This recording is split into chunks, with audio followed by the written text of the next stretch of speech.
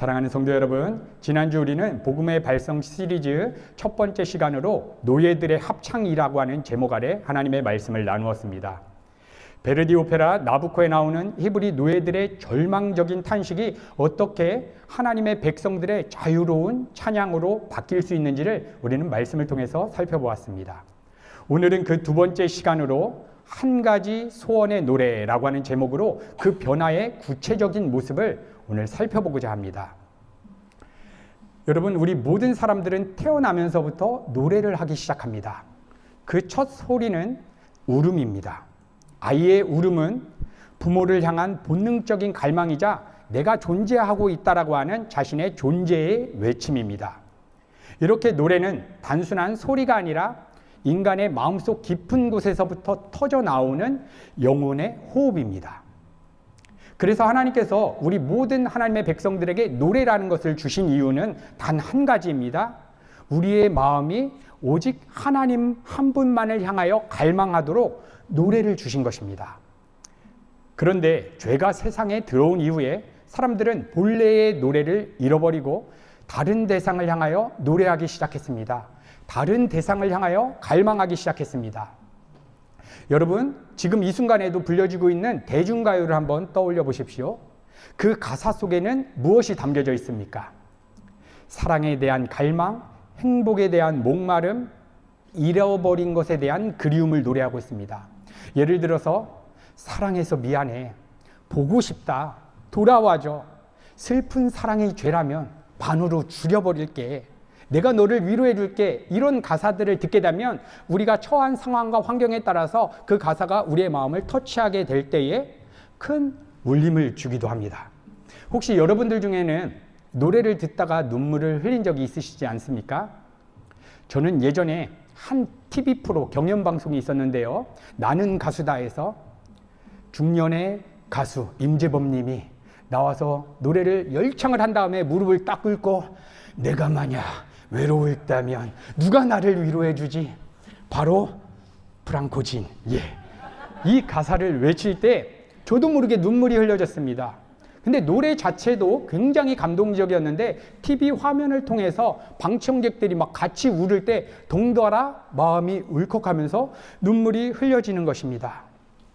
이렇듯 우리는 어떠한 노래를 듣다 보면 우리의 마음이 터치가 될 때에 울컥하여 눈물을 흘리기도 합니다. 그래서 잠시나마 힘들었던 마음에 위로를 얻기도 합니다.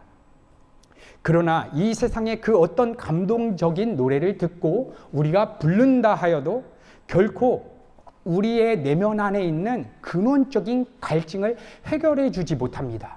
근원적인 외로움, 근원적인 공허감을 순간적으로 마취제처럼 우리의 마음을 녹여주는 것 같지만 근본적으로는 해결해 주지 못하는 것입니다.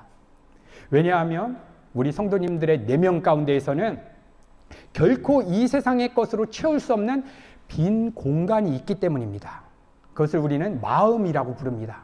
이 세상에서 온 우주보다 더 큰 것이 무엇이냐라고 묻는다면 여러분, 그것의 답은 우리의 마음입니다. 왜냐? 우리의 마음은 하나님이 들어가실 수 있는 크기로 창조되었기 때문에 이 세상 그 어떤 것을 집어넣어도 채울 수가 없는 것입니다. 여러분, 그렇다면 지금 여러분들은 어떠한 노래를 부르고 계십니까? 어떠한 대상을 갈망하고 계십니까? 어떤 분들은 성공의 노래를, 어떤 분들은 사업 확장의 노래를, 어떤 분들은 입시의 문제를 해결하기 위한 노래를. 여러분, 그런데 이러한 갈망들이, 우리가 원하는 것들이 이루어졌다 해도 그 기쁨과 만족은 잠시 우리의 마음을 치고 가지만 이내 다른 선율로 바뀌어지게 됩니다. 기쁨은 사라지고 다시 걱정과 두려움이 우리의 노래가 되어버리는 것입니다. 만약 우리가 하나님이 아닌 대상으로 기쁨과 만족을 추구하게 된다면 여러분 기억하십시오. 그 대상은 나의 불행의 조건으로 다가올 수밖에 없는 것입니다.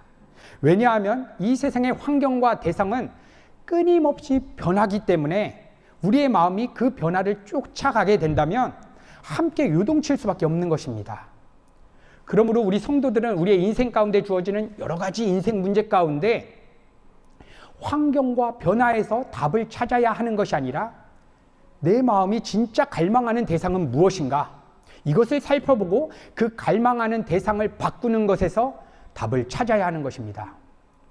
여러분, 오늘 본문에 등장하는 다윗은 환경적으로 정말 절망적인 순간에 있었습니다. 친아들이 반역을 했습니다. 그래서 왕위를 잃고 지금 피난 가는 상황입니다. 그런데 그는 두려움이나 분노의 노래를 부르는 것이 아니라 하나님을 향한 한 가지 소원의 노래를 부르는 것입니다.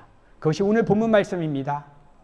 사랑하는 성도 여러분, 우리 역시 삶에 주어지는 수많은 어려움 속에서도 이 한 가지 소원의 노래를 회복하게 된다면 환경이 아무리 절망적이어도 세상이 감당할 수 없는 믿음의 삶을 우리는 경험하게 되는 것입니다.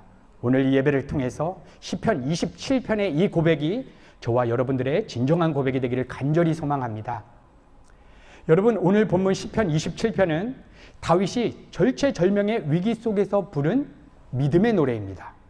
그 배경은 아들 압살롬의 반역입니다. 친아들이 군대를 데리고 와서 아버지를 죽이기 위해서 쫓아오는 참담한 상황입니다. 성경은 그날 다윗이 궁궐을 떠나면서 머리를 가리면서 맨발로 울면서 피난 갔다라고 기록합니다. 왕의 신분인데 머리를 가리고 맨발로 울면서 피난 갔다라고 표현하고 있는 것입니다. 왕의 왕갓은 벗겨졌고 그의 존엄은 무너졌으며 이제 한 나라의 왕이 아닌 눈물을 흘리는 피난민의 모습으로 떠나야 했던 것입니다. 다윗의 눈물 속에서는 배신과 충격과 사랑하는 아들을 잃은 슬픔, 그리고 생명을 위협하는 복잡한 그러한 고통이 함께 얹혀져 있었습니다. 여러분, 이런 상황이라면 누구라도 절망스럽고 두려움에 사로잡힐 수밖에 없지 않겠습니까?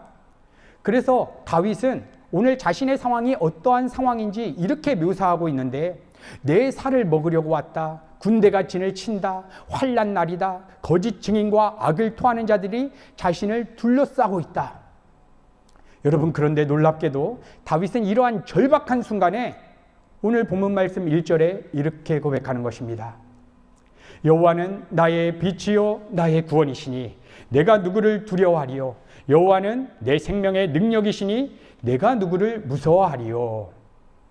여러분, 이 고백을 한번 생각해 보십시오. 마치 전쟁에서 승리한 장수가 전리품 앞에서 외치는 선언 같아 보입니다. 그런데 그의 현실은 정반대였습니다. 여전히 도망가는 중이었고 압살롬의 군대는 점점점 자신에게 가까워지고 있었습니다. 여러분, 그런데 어떻게 이러한 고백이 가능했겠습니까? 그것은 다윗의 육신의 눈에는 지금의 환경이 정말 절망적으로 보여졌습니다. 그런데 믿음의 눈으로 지금 상황을 보니까 이 절망 속에 담겨져 있는 하나님의 은혜와 축복을 보게 되었기 때문입니다. 여러분, 우리는 마음이 무엇을 집중하냐에 따라서, 마음이 무엇을 보느냐에 따라서 우리의 세상은 완전히 달라지게 되는 것입니다. 여기 계신 성도님이 각자마다 이탈리아 밀라노에서 삶을 살아가고 있지만 각자마다 살아가는 세상은 완전히 다 다른 것입니다. 우리 자녀가 살아가는 삶과 부모가 살아가는 삶과 유학생들이 살아가는 삶은 전혀 다른 것입니다. 빨간 안경을 썼다고 생각해 보십시오. 온 세상이 다 빨갛게 보입니다. 파란 안경을 썼다고 생각해 보십시오. 온 세상이 다 파랗게 보이는 것과 같습니다. 우리의 시선이 어디에 머무느냐가 지금 상황을 해석하게 하고 새로운 사상을 걷게 하는 것입니다. 우리 유학생들이 음악원 실험을 치르고 결과를 기다릴 때를 한번 생각해 보십시오. 하루에도 수십 번씩 그 음악원 사이트에 접속해서 결과가 나왔는지 안 나왔는지 다른 것까지 막 다 건드려 버리다가 그러다가 인스타그램 보고 막 그러다가 막 1시간, 2시간 막 가지 않습니까? 그러다가 합격 소식을 딱 봤습니다. 우와, 온 세상이 다 아름다워 보이는 것입니다. 집에 변기에 물이 내려가지 않고 따빠렐로가 고장났는데 합격 소식을 보자마자 내 주 예수 모신 곳이 그것이나 하늘나라. 그런데 불합격 소식을 딱 발견하게 되면 어떻게 되는 것입니까? 아름다운 밀라노 두오모 한복판에서 프랑코진과 맛있는 커피 한 잔을 마시고 있어도 온 세상은 다 어둡게만 보여지는 것입니다. 또 여기 계신 분들 중에 차량을 구매하신 분들이 있을 것입니다. 차량을 구매하는 사람은 그 순간 거리가 어떻게 보이는 줄 아십니까? 중고차 전시시장처럼 보여집니다. 자녀가 명문대학에 합격하고 좋은 직장에 들어갔다면 그 부모는 밥을 안 먹어도 배부른 듯 세상 모든 것이 다 아름답고 하나님께 감사합니다라고 하는 찬양이 절로절로 터져나는 것입니다.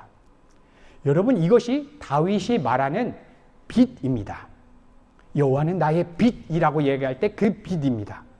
빛은 단순히 사물을 비추는 것이 아니라 우리의 마음을 사로잡는 가장 소중한 대상을 의미합니다. 내 마음에 정말 빛난다. 우리가 이렇게 표현하지 않습니까? 다윗의 눈에는 자신을 위협하는 칼이나 창이나 군대가 빛나게 보인 것이 아니라 하나님 한 분이 자신의 마음 가운데 가장 소중한 대상으로 비춰졌던 것입니다. 그 결과 정말 위기의 상황 가운데 내가 누구를 두려워하리요? 내가 누구를 무서워하리요? 이렇게 담대하게 고백하는 것입니다. 그리고 오늘 본문과 동일한 상황에서 기록한 시편 63편을 보게 되면 다윗의 내면을 우리는 더욱더 깊이 있게 들여다볼 수가 있습니다. 시편 63편 1절에는 다윗이 이렇게 고백하는 것입니다. 하나님이여, 주는 나의 하나님이시라. 내가 간절히 주를 찾되 물이 없어 마르고 황폐한 땅에서 내 영혼이 주를 갈망하며 내 육체가 주를 앙모하나이다. 여러분, 이것은 그냥 단순한 비유가 아닙니다. 사무엘하 15장을 보게 되면 다윗은 실제로 궁을 떠나서 기드론 시내 건너 광야로 피하는 처지에 있었습니다. 풍족하던 왕궁을 떠나서 마실 물이 없고 정말 생필품이 정말로 간절하게 필요한 그러한 광야 가운데 나와서 하나님께 간구하는데, 하나님 물 주십시오, 내 인생 문제 해결해 주십시오, 이러한 것을 갈망하는 것이 아니라 하나님을 갈망하는 것입니다. 그리고 이어서 이렇게 고백하는 것입니다. 주의 인자하심이 생명보다 나음으로 내 입술이 주를 찬양할 것이다. 주님의 인자하심이 자신의 생명보다 낫다라고 고백합니다. 여기서 인자하심은 히브리어로 헤세드라고 하는 단어입니다. 이것은 하나님의 변함없는 사랑과 신실하심, 곧 당신의 백성을 끝까지 책임지시고 절대로 포기하지 않으시는 하나님의 그 신실하심과 하나님의 언약적 사랑을 표현하는 단어입니다. 다윗의 생명은 위태로웠지만 주의 인자하심이 내 생명보다 낫다라고 고백하는 그 고백의 의미가 무엇이겠습니까? 다윗의 고백은 이러한 것입니다. 하나님, 정말로 위기의 상황에 주어졌습니다. 그런데 이 위기의 상황에 하나님의 그 아름다운 성품, 하나님의 그 사랑을 내가 느끼지 못한다라고 하면 차라리 나는 그냥 죽는 게 낫습니다. 여러분, 이렇게 다윗은 광야에서 물이 필요했고 먹을 음식이 필요했지만 진정으로 결핍된 것은 이 세상의 필요가 아니라 하나님 자신이라는 것을 깨달았던 것입니다. 그래서 인생의 위기가 저주가 아니라, 고난이 아니라 하나님께로 더 가까이 이끄는 축복이라는 것을 그는 깨닫고 이렇게 노래하는 것입니다. 시편 63편 4절에서 5절. 나의 평생에 주를 송축하며 주의 이름으로 말미암아 나의 손을 들리라. 골수와 기름진 것을 먹은 것 같이 나의 영혼이 만족할 것이라. 나의 입이 기쁜 입술로 주를 찬송하리로다. 여러분, 이 고백은 지금 다윗의 현실과는 전혀 맞지 않습니다. 사막 한복판에서 생존을 걱정해야 할 바로 그 자리에서 하나님 한 분을 갈망한다는 것입니다. 그래서 자신의 육체는 말랐지만 자신의 영혼은 하나님으로 인한 골수와 기름진 것으로 나는 배부르겠다, 이렇게 노래하는 것입니다. 정말 이 메시지를 저도 묵상하고 말씀을 준비하면서 너무나 추상적으로 다가오는 것 같습니다. 이것을 우리의 삶에 한번 적용해 보십시오. 평생 일궈온 사업이 재정의 위기로 무너질 때, 건강했던 내 건강이 완전히 무너질 때, 내가 원하던 삶이 완전히 무너지고 미래가 보이지 않을 때, 인간관계의 배신과 고통이 나를 무너뜨릴 때, 이게 다윗이 처한 그러한 상황입니다. 많은 사람들은 이러한 상황이 주어지면 하나님, 할 수만 있다면 이 문제 해결해 주십시오 라고 기도하기도 합니다. 그런데 다윗은 자신의 상황이 회복되는 것보다 먼저 이렇게 고백하는 것입니다. 하나님, 내 삶의 현실이 어떠하든지 간에 하나님 한 분으로 내 영혼이 골수와 기름진 것을 먹은 것 같이 만족하기를 간절히 소망합니다. 만약 하나님 한 분으로 채워지는 그 하나님의 은혜, 하나님의 헤세드, 그 하나님의 성품을 느끼지 못한다면 하나님, 저는 살 이유가 없습니다. 여러분, 어떻게 이런 고백이 가능하겠습니까? 그것은 다윗은 지금 자신에게 주어진 위기의 상황이 불행이 아니라, 저주가 아니라 선하신 하나님께서 허락하신 그 뜻과 사랑 안에 있다라고 믿고 있었기 때문입니다. 여러분, 물론 다윗도 사람이기 때문에 본능적으로 다윗의 육체는 물을 간절히 바랬고 삶의 현실이 바뀌어지길 간절히 바랬습니다. 이처럼 우리도 너무나 자연스럽게 재정을 원하고 건강한 육체를 원하고 하는 일마다 잘 되는 풍요를 우리는 원합니다. 그러나 다윗은 자신에게 닥쳐오는 이 육체적인 필요를 이렇게 해석하는 것입니다. 하나님, 지금 이 메마름은 단지 물이 부족한 것이 아니라, 하나님께서 내 안에 물이 부족한 것이 아니라 하나님이 부족하다는 것을 깨닫게 하시려고 하는 주님의 사인입니다. 이렇게 자신의 삶의 갈증을 다르게 해석했던 것입니다. 여러분, 우리는 각자마다 인생을 살아가면서 서로 다른 부족감을 경험하기도 합니다. 어떤 분들은 재정의 부족감을 경험하기도 하고, 건강의 부족감, 관계의 부족감, 자녀 문제 등의 이러한 다양한 모습으로 우리는 삶에서 부족감을 경험하게 됩니다. 하지만 중요한 것이 있다면 그 부족감을 어떻게 바라보고 어떻게 해석하느냐가 너무나 중요한 것입니다. 여러분, 성경을 보십시오. 요셉은 억울하게 감옥에 갇혔지만 그곳에서도 하나님과 동행하는 축복을 경험했습니다. 그래서 성경에서 형통하다가 가장 많이 기록된 장이 어느 장이냐면 창세기 39장입니다. 창세기 39장을 한번 집에 가서 읽어보십시오. 요셉이 노예 생활을 할 때, 억울하게 감옥 생활을 할 때 형통하다라고 하는 단어가 가장 많이 기록되어 있었습니다. 물론 요셉이 총리가 됐었을 때도 형통했을 것입니다. 그런데 성경이 의도적으로 그렇게 고난에 빠진 요셉의 삶 가운데에서 형통하다라고 하는 단어를 성경에서 가장 많이 기록한 데에는 이유가 있는 것입니다. 여러분, 그것은 무엇입니까? 삶의 환경과 상황이 지배하지 않는다는 것입니다. 믿음의 눈으로 하나님과 동행하게 된다면 절망적인 상황은 하나님을 예배하는 현장이요, 축복의 현장으로 경험할 수 있다는 것입니다. 그래서 사도 바울도 감옥에 갇혔지만 감옥이라고 하는 현장을 어떻게 바꿨느냐? 하나님을 예배하고 찬양하는 현장으로 바꿔버린 것입니다. 이 세상 사람들은 감옥에 갇히면 무조건 빠져나가야 된다라고 해서 별의별 방법을 고안하지만 바울은 그 환경을 바꾼 게 아니라 자신의 내면을 바꿔서 하나님을 향한 예배 현장으로 바꿔버린 것입니다. 그러므로 우리 성도들도 우리의 삶 가운데 다가오는 결핍감과 부족감을 다르게 바꿔서 해석해야 하는 것입니다.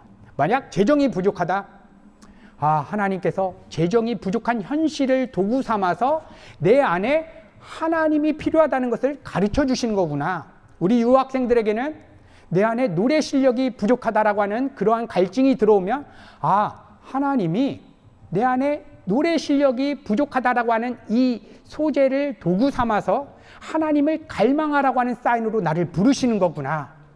여러분, 이렇게 우리가 믿음으로 그 상황을 받아들이게 될 때에 지금의 주어진 현장이 얼마나 하나님의 큰 은혜인지를 깨닫고 감사하게 되는 것입니다. 그러나 하나님으로 충만히 채워져 있지 않다면 내가 원하는 대로 삶이 다 펼쳐져도, 이 세상에 좋다고 하는 가치가 트럭으로 다 주어져도 우리 마음 안에 진정한 만족이 느껴지지 않는 것입니다. 뭘로도 채울 수 없는 그 공허감이 우리의 마음을 사로잡는 것입니다. 여러분, 그래서 이 세상을 한번 보십시오. 수많은 재벌가 사람들이, 수많은 연예인들, 모든 사람들에게 칭찬받고 박수받는 사람들이 왜 자신의 목숨을 끊는 것입니까? 이 세상 가치 모두가 다 원하는 것 트럭으로 다 가져봤는데 더 갈증나는 것입니다. 왜냐? 하나님으로 채우고 있지 않기 때문인 것입니다. 여러분, 그래서 다윗은 자신에게 주어진 위기를 하나님을 향한 갈망하는 계기로 삼고 자신의 삶을 바라보았더니 놀라운 세계를 발견하게 된 것입니다. 그래서 오늘 7절에는 이렇게 선포하는 것입니다. 주는 나의 도움이 되셨습니다. 여러분, 이 메시지를 들으면 우리는 이렇게 생각합니다. 하나님께서 나를 도와주셔서 이 입시 문제를 해결해 주셨다. 하나님께서 나를 도와주셔서 재정 문제를 해결해 주셨다. 근데 다윗의 상황을 보십시오. 어떻게 적용되는 것입니까? 하나님이 지금 도와주셔서 도망자 생활을 하게 되었다. 이 메시지의 의미가 무엇입니까? 지는 피난 가는 이 위기의 순간조차도 하나님의 도우심 안에 있다라고 하는 믿음을 선언하는 것입니다. 오늘 말로 표현하자면 하나님께서 내게 주어진 어려운 현실조차도 나를 더 하나님께로 가까이 부르시는 기회로 사용하신다라고 하는 신앙 고백입니다. 그래서 다윗에게는 피난길은 단순한 고난이나 불행이 아니라 하나님을 더욱더 갈망하게 되는 최고의 축복이었다는 것입니다. 여러분, 이것이 기독교의 신비입니다. 이 세상 모든 종교는 자신에게 닥친 어려움을 해결하기 위해서 신을 찾습니다. 근데 우리 기독교는 어려워진 환경을 바꾸기 위해서 신을 찾는 것이 아니라 어려워진 환경 속에서도 하나님과 동행하기 위해서 하나님을 찾는 것입니다. 이 어려워진 상황에 하나님의 성품을 못 느낀다면 나 차라리 죽어버리겠습니다 라고 하는 고백을 터뜨리는 것이 우리 기독교인 것입니다. 여러분, 만약 다윗이 2025년 8월 31일 오늘을 살아가고 있다라고 생각해 보십시오. 자신에게 다가오는 대적이 군대가 아니라 재정의 파탄, 사업의 부도, 건강의 문제, 입시의 문제일 것입니다. 그러나 다윗은 환경을 변화시키는 것에서 답을 찾으려 하는 것이 아닙니다. 절박한 위기의 순간을 하나님을 갈망하는 기회로 삼았기 때문에 오늘 본문 3절에 이렇게 고백하는 것입니다. 우리 같이 한번 오늘 본문 말씀 3절 같이 봉독하도록 하겠습니다. 시작. 군대가 나를 대적하여 진치일지라도 내 마음이 두렵지 아니하며 전쟁이 일어나 나를 치려 할지라도 나는 여전히 태연하리로다. 여러분, 우리의 마음속에 일어나는 모든 부정적인 감정의 뿌리에는 두려움이라고 하는 것이 있습니다. 그래서 누군가가 화를 많이 내고 짜증을 내고 부정적인 감정에 사로잡히는 근본적인 이유는 무언가가 두렵기 때문입니다. 그런데 성경은 우리 안에 모든 두려움의 뿌리는 죄로 인해서 비롯되었다라고 이야기하고 있습니다. 창세기 3장을 보게 되면 아담과 하와가 선악과를 따먹고 죄를 범하게 되자 하나님과의 관계가 단절되었습니다. 이제 하나님을 피해서 숨었습니다. 그때 처음으로 아담과 하와가 느꼈던 정서적인 감정이 두려움이었습니다. 하나님이 내 인생의 주인이었는데 선악과 따먹으니까 내가 내 삶의 주인 되었습니다. 내가 내 삶의 주인 되었는데 내가 나를 보호하고 지킬 수 없다라고 하는 그러한 근원적인 두려움으로부터 걱정, 염려, 스트레스가 발생하기 시작한 것입니다. 여러분, 우리 안에 있는 모든 두려움의 뿌리도 이것입니다. 내가 내 삶의 주인 되면 내가 내 인생을 내가 책임져야 됩니다. 그런데 전 세계에 일어나는 코로나 바이러스나 세계 이상기후 이런 것을 볼 때 우리가 아무리 잘 살아도 내 힘으로 안 되는 것이 있는 것을 우리는 발견하게 되는 것입니다. 이때 우리는 깨달아야 하는 것입니다. 아, 내가 내 삶의 주인 되어서 내가 나를 지키고 보호해야 되기 때문에 두려움에 사로잡히는 것이구나. 환경이 문제가 아니라 내가 하나님을 내 인생의 주인으로 모시지 못한 게 내 인생의 가장 큰 문제이구나. 여러분, 다윗은 이것을 깨달았던 것입니다. 여러분, 그런데 많은 사람들은 강한 믿음을 가지면 하나님께 충성, 봉사, 헌신을 드리면 하나님께서 내 삶에 주어진 어려운 환경을 바꿔주실 수 있다라고 믿는 분들도 계십니다. 물론 하나님 충분히 그렇게 하실 수 있습니다. 그런데 믿음의 본질은 환경과 상황을 바꾸는 능력이 아니라 어떤 상황 속에서도 하나님의 임재 안에 거하게 하는 능력입니다.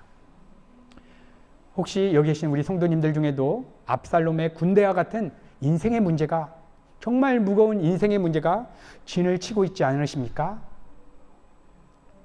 오늘 다윗이 우리에게 보여주는 길은 분명합니다. 바로 지금의 문제 속에서도 하나님께서 감추어 놓은 그 은혜를 발견할 수 있도록 오늘 우리는 이 예배를 통해서 성령 하나님의 도우심을 구해야 한다는 것입니다. 성령께서 우리의 영을 깨우셔서 우리의 영적 눈을 열어주실 때에 비로소 정말 지금까지는 막혀있고 변화시키고 싶은 환경이었는데 오직 하나님만이 나의 빛이요 나의 구원이시요 내 생명이 되신다라고 하는 고백이 흘러나오게 되는 것입니다. 비록 내 삶은 여전히 무겁고 어둡습니다.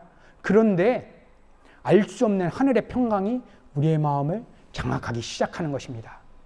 여러분, 물론 이 세상 사람들은 이렇게 생각할 수도 있습니다. 지금 쿠데타가 벌어져 당장 도망가지 않으면 죽게 될 것인데 마음만 평안하면 무엇이 달라지겠는가?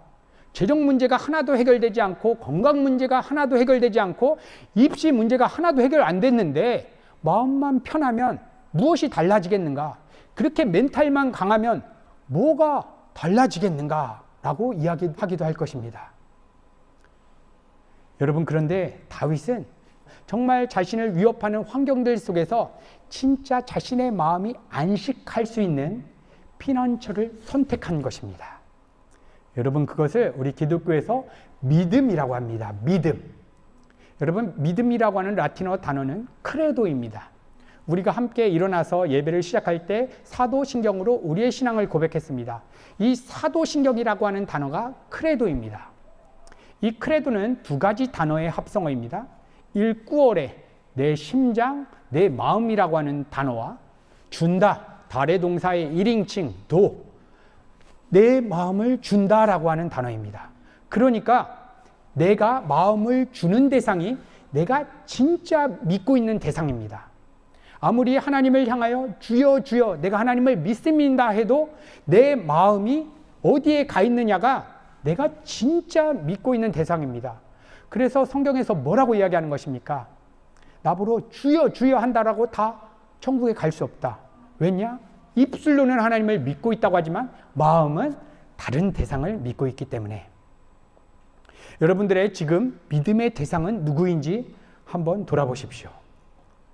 여러분, 이 예배 가운데 우리가 해야 되는 것은 무엇이냐면 내가 정말 예수를 믿고 있는지, 하나님을 정말 나의 아버지로 믿고 있는지, 만약 이 말씀이 아니다라고 이야기하면 우리가 오늘 이 예배 시간에 간절히 하나님의 은혜를 구해야 하는 것입니다. 만약 재정이 많아서 기뻐지고 재정이 없어서 슬퍼진다면 그 사람은 재정이 나에게 행복을 줄 거라고 믿는 것입니다.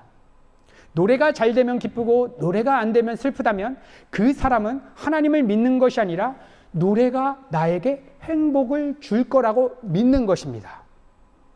여러분, 이처럼 우리가 믿는 대상 하나님이 아니라면 오늘 이 예배를 통해서 우리가 그 자리를 바꾸는 은혜가 있기를 간절히 소망합니다.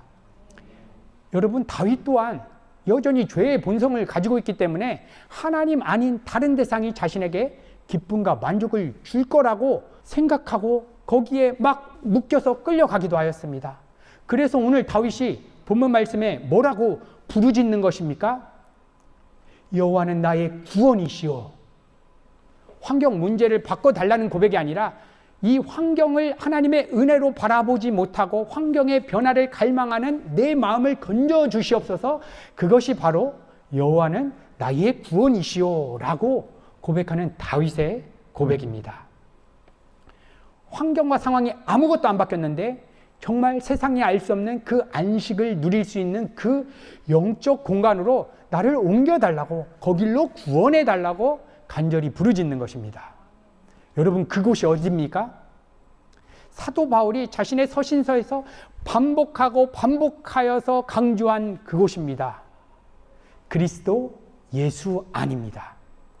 그래서 사도 바울은 그리스도 예수 안에 들어갈 때에 일어나는 일에 대해서 고린도후서 5장 17절에 이렇게 선포했습니다. 그런즉 누구든지 그리스도 예수 안에 있으면 새로운 피조물이라, 이전 것은 지나갔으니 보라 새 것이 되었도다. 여러분, 바울은 복음을 전하면서 수많은 환난과 고난을 경험했습니다. 죽기 직전까지 3번이나 두들겨 맞고 비참한 상황에 처했습니다. 답답한 감옥에 갇히기도 했습니다. 그런데 그의 마음이 그리스도 예수 안에 딱 들어가니까 어떠한 일이 일어나느냐? 그 어떤 절망적인 환경과 상황도, 그 시대 강력한 로마 제국도, 네로 황제도, 도미티안 황제도 바울의 내면 안에서 터져나는 하나님을 향한 갈망, 하나님을 향한 찬양을 막을 수가 없었던 것입니다. 여러분, 이것이 그리스도 예수 안에 들어가서 새로운 피조물로 살아가는 성도들이 경험하게 되는 놀라운 복음의 신비입니다. 이 신비가 없다면 저는 기독교를 믿지 않았을 것 같습니다. 다른 종교를 찾아가거나 더 우리의 삶을 윤택하는 그 종교를 찾아갈 것입니다. 그런데 우리 기독교에서 말하는 이 신비, 우리의 본성이 완전히 바뀌어서 하나님의 자녀로 살아가는 이 놀라운 축복이 우리 성도의 바른 정체성이라는 것입니다. 그러므로 우리 성도들은 고난 가운데 있을 때, 어려워진 인생 문제 가운데 있을 때 첫 번째 할 일은 문제 해결을 구하기 이전에 먼저 우리의 마음을 피난시키는 것입니다. 그리스도 예수 안으로. 여러분, 이것이 진정한 피난처이고 참된 예배의 시작인 것입니다. 만약 여기 계신 성도님들 중에 저를 포함해서 많은 시간 이 예배당에 나왔고 하나님을 찾았고 선교도 갔고 성가대도 쓰고 봉사를 했지만 여전히 예배를 드려도 하나님을 섬겨도 이 세상 사람들과 똑같이 재정 문제, 사업 문제 앞에서 걱정, 근심, 염려하고 있다면 우리의 육신은 이 시간 예배당에 나왔지만 마음은 그리스도 예수 안으로 들어가지 못했다라고 하는 증거인 것입니다. 우리의 몸은 하나님을 예배하는 이 현장까지 왔지만 하나님을 만나지 못하는 그러한 일이 발생할 수 있다는 것입니다.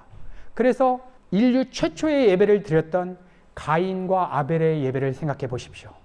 둘 다 하나님 앞에 나와서 하나님 앞에 예배를 드렸는데 그리스도 예수 안으로 들어간 사람은 아벨이었습니다. 가인은 예배당까지 몸은 나왔지만 마음은 세상 문제에 가 있고 다른 내 인생 문제에 가 있는 것입니다. 하나님을 향한 갈망하는 마음조차도 없는 것입니다. 그냥 적당히 예배 드리고 내 삶이 정말 어려워지지 않을까 하는 그 불안감 가운데 나와서 예배로 자신의 두려운 마음을 그냥 덮어버리는 것입니다. 오늘 우리 은혜가족 성도님들이 그리스도 예수 안으로 들어가는 놀라운 은혜가 있기를 간절히 소망합니다. 여러분, 그렇다면 우리가 그리스도 예수 안으로 실질적으로 어떻게 들어가야 되겠습니까? 너무나 추상적인 것 같지만 오늘 우리는 이 예배를 통해서 그 안으로 파고 들어갈 것입니다. 사도 바울은 그 명확한 복음의 원리를 갈라디아서 2장 20절에 이렇게 선포하였습니다. 내가 그리스도와 함께 십자가에 못 박혔나니 그런즉 이제는 내가 사는 것이 아니요 오직 내 안에 그리스도께서 사시는 것이라. 이제 내가 육체 가운데 사는 것은 나를 사랑하사 나를 위하여 자기를 버리신 하나님 아들을 믿는 믿음 안에서 사는 것이라. 여러분, 이 메시지는 신앙생활을 많이 하신 분들은 수도 없이 들었을 것입니다. 이 고백은 단순한 신학적인 설명이 아닙니다. 바울은 실제로 자신의 옛 자아가 죽고 그리스도 안에서 새로운 생명을 살아가고 있다는 자신의 정체성을 이 성경 말씀에 녹여낸 것입니다. 하지만 우리 많은 사람들은 그리스도와 함께 죽는다는 말이 너무나 추상적으로 느껴질 수가 있습니다. 이 세상 문제에 사로잡히는 나는 주와 함께 죽습니다라고 고백했습니다. 그런데 여전히 육체는 살아있고 여전히 이 세상의 죄의 유혹에 우리의 마음은 흔들리기 때문에 우리는 그리스도와 함께 죽고 다시 산다라고 하는 의미가 너무나 추상적인 용어요, 종교적인 용어로만 다가오게 됩니다. 제가 한번 예를 들어보겠습니다. 올림픽에서 대한민국 선수가 금메달을 따는 장면을 볼 때 우리는 같은 국민으로서 큰 감동을 느끼게 됩니다. 누군가는 너무 기뻐서 눈물을 흘리기도 하고 자부심을 갖기도 합니다. 그런데 금메달은 내가 딴 게 아닙니다. 그 순간 뉴스를 통해서, 화면을 통해서 우리 대한민국 선수가 금메달 따는 모습을 보면 그 순간은 감동적이어서 눈물도 났지만 내 삶에 어떠한 영향력도 끼치지 않는 것입니다. 그것이 바로 죽었다라고 하는 의미입니다. 실제 존재하는 삶의 현실은 그대로인데 내 삶에 아무런 영향력을 끼치지 못하는 것, 그것이 바로 내가 죽었다. 그래서 내가 그리스도와 함께 십자가에 죽었다라고 하는 말도 우리가 어떠한 목사님의 설교의 그 감동적인 메시지로 받거나 교리로만 갖고 있다면 우리의 삶은 아무것도 바뀌지 않습니다. 예수를 믿으나 예수를 안 믿는 사람이나 똑같은 것입니다. 그런데 나는 주와 함께 죽고 주와 함께 살았다, 이 메시지를 하나님보다 이 세상을 갈망하는 내가, 하나님 이 시간 실제적으로 죽게 해 주십시오. 실질적으로 재정 문제, 사업 문제, 노래 문제, 입시 문제가 그대로인데 내 마음을 지배하지 않도록, 내 마음이 완전히 거기서 차단될 수 있도록 성령 하나님 도와주시옵소서 라고 우리가 간절히 구하게 되면 성령님께서 이것을 우리 가운데 적용시켜 주시는 것입니다. 이게 성령 하나님의 사역입니다. 그래서 성령께서 역사하실 때 나는 죽고 예수로 살아가는 삶이 무엇인지를 실제로, 이제 교리가 아니라 추상적인 종교적인 그러한 관념이 아니라 실제 나의 것으로 누리게 해주시는 것입니다. 마치 내가 올림픽에 나가서 금메달을 딴 사람처럼 하나님께서 그 복음을 실제로 나에게 누리게 해주신다는 것입니다. 여러분, 이 고백이 오늘 이 예배 가운데 우리의 입술 가운데 드려지게 될 때에 그동안 우리를 그토록 억누렸던 이 문제가 더 이상 우리의 마음을 지배하지 못하는 것입니다. 왜냐? 내가 받아야 하는 그 고통, 스트레스, 염려 이런 것들 있지 않습니까? 이거를 대신해서 2000년 전 주님이 다 받아서 그곳에서 우리의 모든 죄를 대속해서 죽어주신 것입니다. 그래서 그분을 믿는 순간 내 염려, 근심이 그분께로 옮겨져서 우리 가운데는 진정한 자유와 평강이 누려지는 것입니다. 우리가 이것을 보고 그리스도 예수 안으로 들어갔다라고 우리가 이야기하는 것입니다. 이렇게 그리스도 예수 안으로 우리의 마음이 들어가게 되면 이 한 가지 소원의 노래가 터져나는 것입니다. 우리가 시편 27편 4절 우리가 한 목소리로 같이 봉독하도록 하겠습니다. 시작. 내가 여호와께 청하였던 한 가지 일 곧 그것을 구하리니 나로 내 성전에 여호와의 집에 거하여 여호와의 아름다움을 앙망하며 그 전에서 사모하게 하실 것이라. 여러분, 사람들은 위기 앞에 서면 회복을 원합니다. 재정의 회복, 건강의 회복, 내가 원하는 대로 삶이 펼쳐지는 그러한 회복을 갈망합니다. 그런데 오늘 본문 속 다윗은 어떠한 고백하는 것입니까? 하나님, 다 필요 없습니다. 내가 오직 주의 날개 아래 거하고 주님의 얼굴을 내가 보게 된다면 내 환경과 상황이 아무것도 변하지 않아도 상관없습니다. 그것이 내 인생의 유일한 소망입니다 라고 고백한 것입니다. 이때 하나님께서 뭐라고 말씀하시냐? 사도행전 13장 22절에 이렇게 말씀하시는 것입니다. 내가 이새의 아들 다윗을 만나니 내 마음에 합한 사람이라. 여러분, 저는 정말 하나님의 마음에 합한 사람이 되고 싶습니다. 여러분들도 그렇지 않습니까? 여러분, 정말 우리가 하나님 마음에 합한 사람이 되기 위해서는 어떠한 삶의 현실 속에서도 우리의 마음이 하나님의 집에 거하고 하나님의 아름다움을 앙망할 수 있도록 날마다 주님의 은혜를 구하는 사람입니다. 하나님이 그 사람을 하나님 마음에 합한 사람이라고 이야기하시고 그 한 사람을 통해서 당신의 뜻을 이루시겠다라고 이야기하시는 것입니다. 그러므로 오늘 이 예배 가운데 우리가 하나님의 마음에 합한 사람이 되기 위해서 우리가 이렇게 기도해야 되는 것입니다. 하나님, 재정의 위기 속에서도 하나님 나라를 보게 하여 주시옵소서. 건강의 한계 속에서도 하나님의 손과 하나님의 사랑을 꼭 붙잡게 하시옵소서. 여러 가지 다급한 인생 문제 속에서도 하나님의 임재를 경험하게 하시옵소서. 그리고 이 세상의 문제들이 걱정, 근심, 염려로 저를 짓누를 때마다 나는 우리 구주 예수 그리스도와 함께 2000년 전 주님과 함께 십자가에 죽었습니다. 그리고 주님과 함께 내 안에 다시 살아났습니다 라고 하는 이 복음이 실제 나의 사건으로 누릴 수 있도록 성령 하나님 도와주시옵소서. 여러분, 우리가 입술을 열어서 이렇게 고백하게 될 때에 하나님께서 여러분들의 삶을 가장 선하고 아름다운 길로 인도해 주실 것입니다. 사랑하는 성도 여러분, 오늘 이 예배를 통해서 우리가 짧은 시간이지만 마음을 집중해서 하나님 이해에 갈망하는 내 마음이 오늘 한번 죽고 싶습니다. 주님과 함께 죽고 내가 하나님 한 분만을 다윗처럼 갈망하겠습니다 라고 고백하며 나아가게 될 때에 지금 우리가 염려라고 여겼던 인생 문제가 왜 놀라운 하나님의 축복인지를 반드시 깨닫고 박수를 치면서 찬양하게 될 것입니다. 그리고 그 자리에서 오직 하나님 한 분만을 갈망하는 노래가 터져나게 될 것입니다. 누가 오늘 이 예배를 통해서 하나님, 내 삶이 여러 가지로 결핍이 있고 부족함이 있지만 내가 믿음으로 이 한 가지를 구하겠습니다. 내가 주의 임재 안에 거하고 싶습니다. 하나님의 아름다운 성품을 이전보다 더 알아가고 싶습니다. 라고 고백드리시겠습니까? 오늘 이렇게 고백드시는 우리 사랑하는 밀라노 은혜가족 성도님들의 모든 삶의 영역이 이러한 아름다운 노래로 충만하게 채워지기를 우리 구주 예수 그리스도의 이름으로 간절히 축복합니다. 하나님, 오늘 이 예배를 통해서 우리 안에 어떠한 것을 노래하고 있는지를 살펴보았습니다. 우리가 정말 갈망하는 대상이 무엇인지, 우리가 정말 소원하는 것은 무엇인지를 살펴보았습니다. 만약 하나님 자신이 아니라면 하나님, 우리 은혜가족 공동체의 갈망이 오늘 예배를 통해서 하나님으로 바뀌는 그러한 축복이 있을 수 있도록 주님 축복하여 주시옵소서. 우리 사랑하는 성도님들 가운데 참 삶의 여러 가지 인생 문제로 인해서 어려워하고 아파하고 있는 우리 성도님들 계십니다. 하나님 찾아가서 위로하여 주시고 안아주시옵소서. 하나님, 우리의 제한된 지성으로는 다 이해할 수 없지만 하나님, 우리가 믿음으로 고백하는 것은 하나님은 선하시고 하나님은 의로우신 분이시기 때문에 지금의 이 상황조차도 하나님의 은혜 안에 있다라고 하는 고백을 드리는 것입니다. 하나님, 환경이 바뀌지 않는다 하여도 우리의 마음이 그리스도 예수 안으로 들어가 세상에 알 수 없는 평안을 우리 은혜가족 성도님들이 충만하게 누릴 수 있도록 주님 축복하여 주시옵소서. 모든 말씀 예수님의 이름으로 기도드렸습니다.